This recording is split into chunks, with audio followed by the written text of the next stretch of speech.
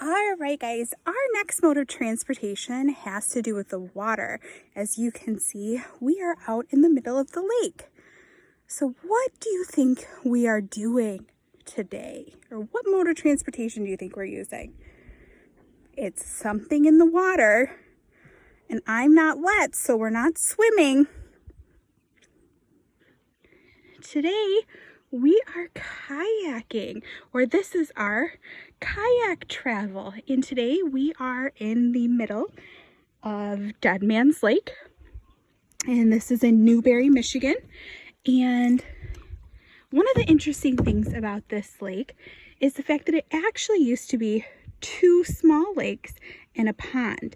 And right up here, there is a tree line. Right here is a tree line, and this actually used to be a strip of land that separated the big lake, which we're in right now, from the small lake just up ahead. And the water levels are so high currently in the UP that you can see all along the edge of the lake there are dead trees. Now these trees are dead because the water line has risen up so much it has taken away the entire bank of the shore, and there normally is about 5 feet of sand or land between the first row of trees and the water line. So that'll give you a clue just how much the water line has risen. These are, oh hi, we have a dragonfly with us right now. These trees are pretty full-grown trees. They're not quite as tall as the ones in the back, but they're not small trees. They're not new growth. So you guys can get a clue just how high the water line is. And we are actually going to go travel over there and see if we can see the bottom.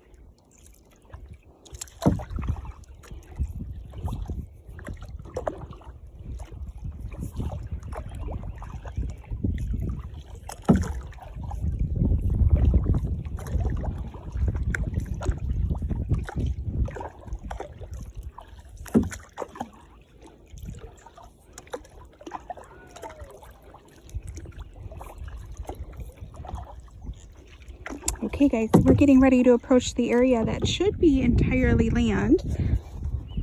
As you can see, the trees are right next to us, and if you look in the water, it's still quite dark, and that's our sign that the water level, we are probably not going to see any ground beneath us, or at least not right now.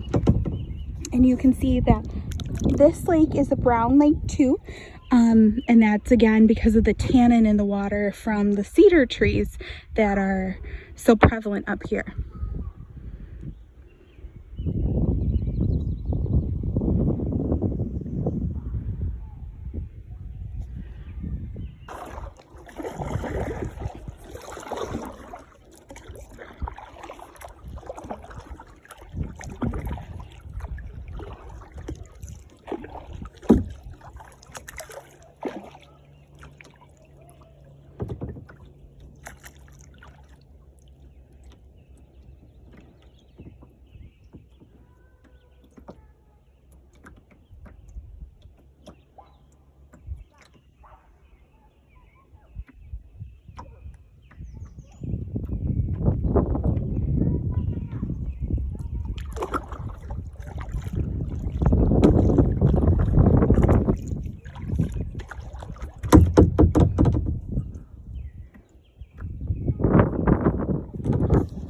So from the direction of the small lake, and this is quite large compared to what its normal size is, you can see that the water has made its own pathways through the trees that were previously not existing.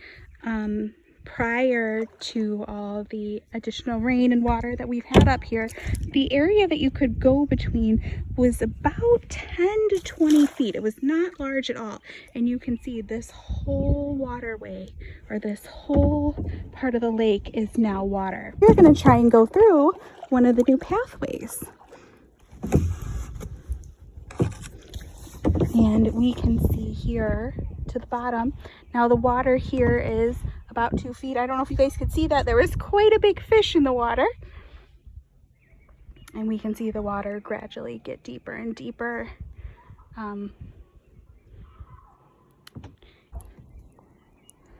Okay, so beneath us you guys can still see some of the bottoms of the trees that were not a part of the initial water. So right there is an evergreen tree under the water. I don't know if you guys could see it because of the glare, but you can still see some of the old original branches from the trees that were probably 10 or so feet tall before the lake started rising. So we are going to paddle some of the big lake. So Little Lake, Big Lake. We're gonna go paddle some of the big lake, and we will head over to see the old pond, which is right over there.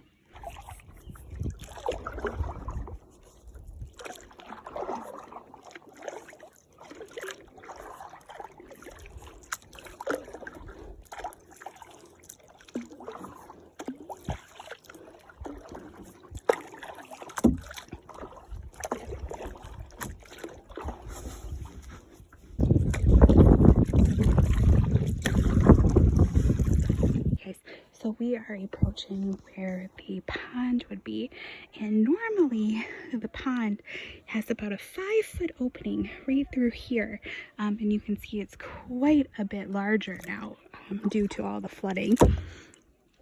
And you can see this whole area is what used to be the pond. So pond is a self-contained body of water, much like a lake, but it's different in the sense of size and depth, and this is now connected to our big lake, and you can see there's some people over here using boats as a method of transportation to go fishing. So we're going to be quite quiet over here so we don't scare away their fish.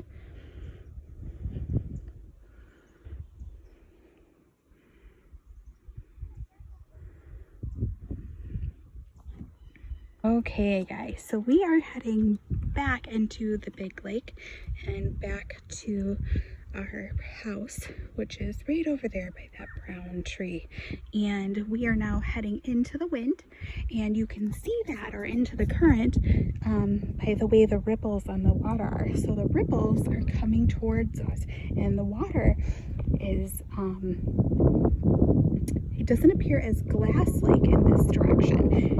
It reflects the sky a lot more, as opposed to this direction where the water looks a lot smoother. And that's because we're heading into the wind or into the current. So we're gonna see just how fast we can get back to shore. On your mark, get set, go. So on a kayak, guys, you can see there still is a little bit of wake right on the edge of the boat as the boat cuts through the water.